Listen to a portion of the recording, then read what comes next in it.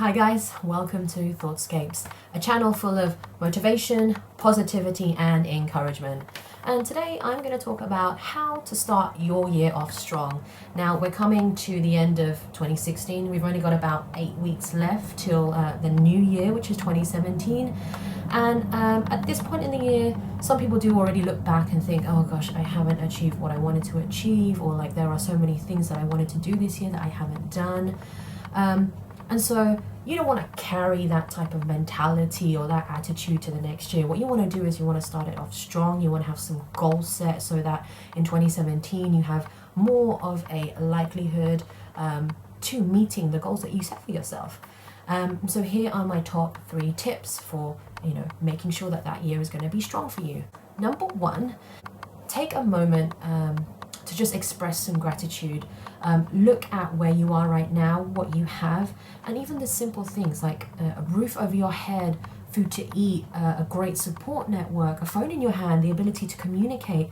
Simple things like that are very much a luxury to many. And I think once you actually just sit yourself down and look at what you do have instead of focusing what you don't have, it will really set yourself up for being in the right mindset to achieve your goals and also be grateful and not too disappointed or set back in what you haven't been able to achieve thus far.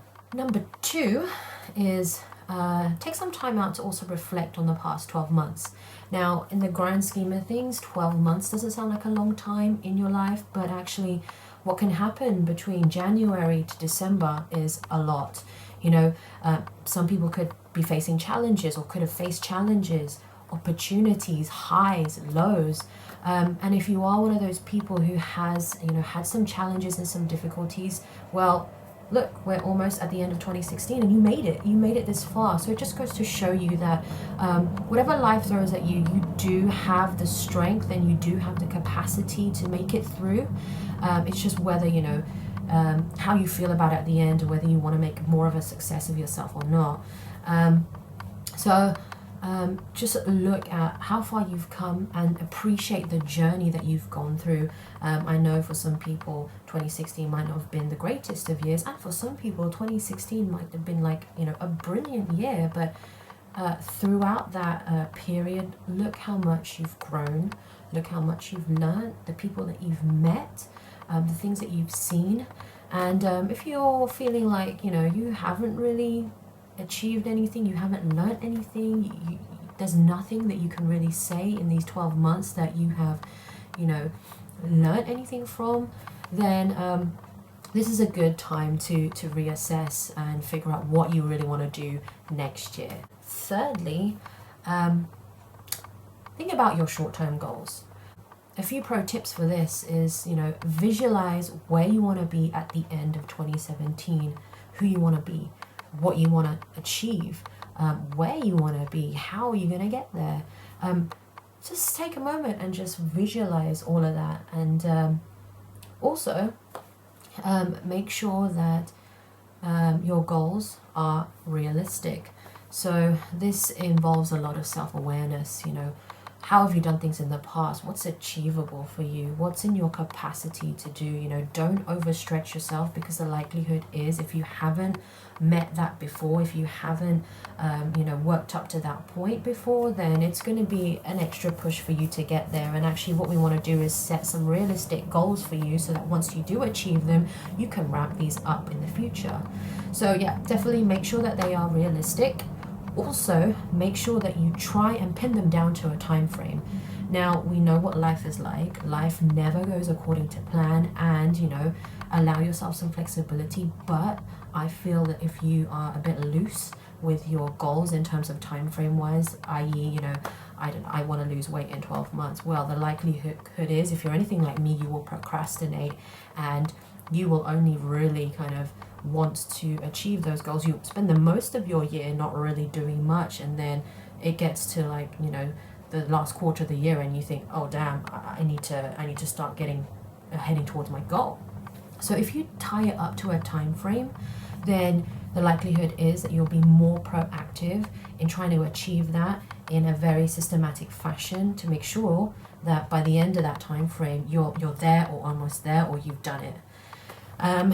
Also, don't overstretch yourself. Give yourself a handful of goals. Don't give yourself something ridiculous like, I don't know, 10 to 15. You will overburden yourself, you will overstretch yourself, and you will overwhelm yourself. So make sure it's just a handful, so that that's more achievable. You don't want to just overstretch yourself so you have so many goals that you want to achieve and you end up not achieving any, or just half-assing them. Another great tip is to write your goals down. What I find this does is it helps solidify your goals.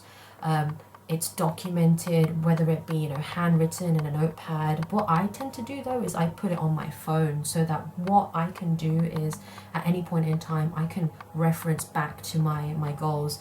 What I like to do is maybe every couple of weeks, every few months, I will look back at the goals that I've set for myself to make sure that I'm on track, but also to remind myself if I'm kind of losing focus or I don't even remember some of my goals, what they are, so that I can get back on track to achieving them.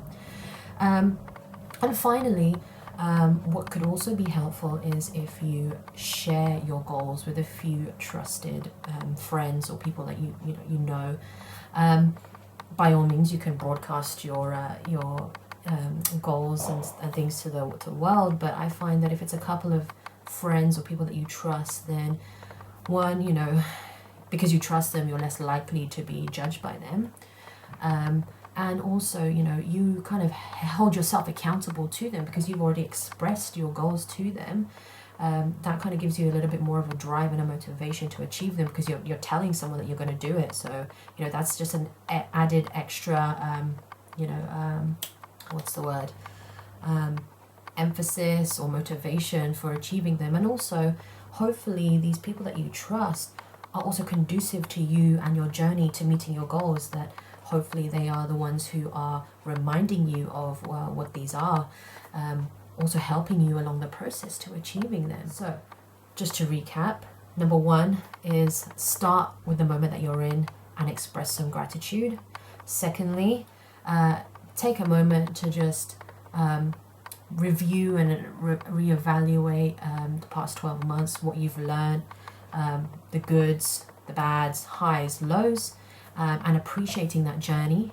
And lastly, thirdly, think about your short-term goals in the next 12 months. And trust me, if you do these 3 simple things, then at the beginning of 2017 or the next year, you will be filled with a lot of motivation, a lot of self-awareness, a lot of positivity to meet your goals in 2017. So good luck, guys. I hope that you get some good goals and that you meet them in the next year. And if you like this kind of content, please like this video. Leave some comments down below as well if you want me to talk about anything else, or what you thought about this video. Has it helped you? Has it not? It's good feedback for me.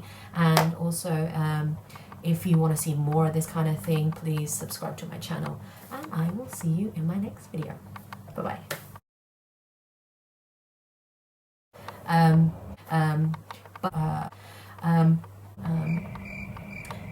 Value as much